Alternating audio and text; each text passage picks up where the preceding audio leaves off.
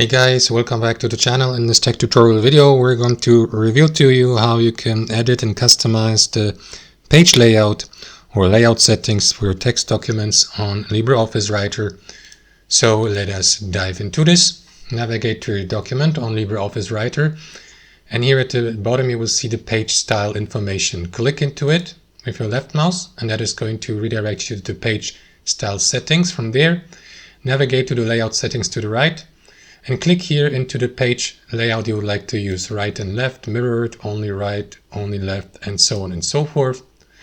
And you may use also page numbering if you like. So don't forget to click into apply here to apply the changes.